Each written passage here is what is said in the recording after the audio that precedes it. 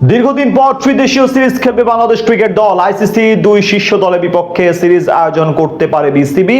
ম্যাচগুলো হবে নিরপেক্ষ ভেন্যুতে। 2027 বিশ্বকাপ প্রস্তুতির মঞ্চ হিসেবে তিন দলের টুর্নামেন্টে খেলতে চায় টিম টাইগার্স। কবে, কোথায় এবং কাদের বিপক্ষে ত্রিদেশীয় সিরিজ খেলবে বাংলাদেশ দল, সেই সব কিছু নিয়ে বিস্তারিত রিপোর্টে। অস্ট্রেলিয়ার বিপক্ষে নিজেদের ইতিহাসের অন্যতম সেরা সিরিজ কাটিয়ে দেশে ফেরার অপেক্ষায় বাংলাদেশ দল।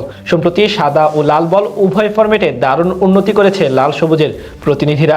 জিম্বাবুয়ের বিপক্ষে সবশেষ ওডিআই সিরিজ হারলেও এর আগে ঘরের মাঠে টানা 4 সিরিজ জিতেছে মিরাজ লিটনরা। তবে বিসিবি ও টাইগার টিম ম্যানেজমেন্টের এখন পূর্ণ মনোযোগ 2027 ওডিআই বিশ্বকাপের দিকে। টুর্নামেন্টের জন্য সর্বোচ্চ প্রস্তুতি নিতে চায় বাংলাদেশ। সেই কারণে সামনে ত্রিদেশীয় সিরিজ খেলতে পারে লিটন বাহিনী। বাংলাদেশ সবশেষ ত্রিদেশীয় সিরিজ খেলেছিল 2022 সালে। সেইবার টি-20 বিশ্বকাপের আগে নিউজিল্যান্ডের মাটিতে স্বাগতিকদের সাথে পাকিস্তানকে প্রতিপক্ষ করে সিরিজ খেলেছিল সাকিব আল হাসানরা।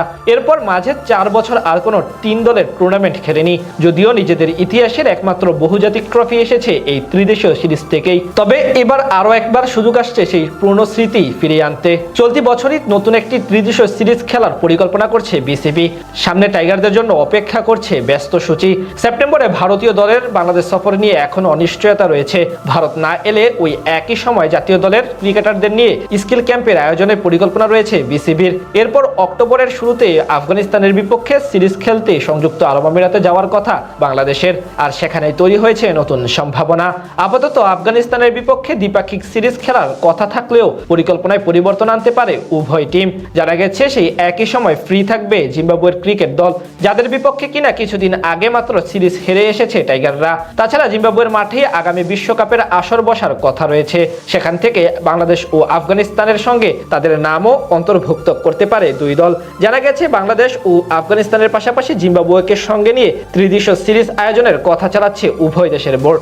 জিম্বাবুয়ে খেলতে সম্মতি দিলে দুই দলের দ্বিপাক্ষিক সিরিজ আর থাকছে না, সেটি রূপ নেবে বাংলাদেশ, আফগানিস্তান ও জিম্বাবুয়ের ত্রিদেশীয় ওয়ানডে সিরিজে। ফলে স্বাভাবিকভাবেই ম্যাচের সংখ্যাও বাড়বে।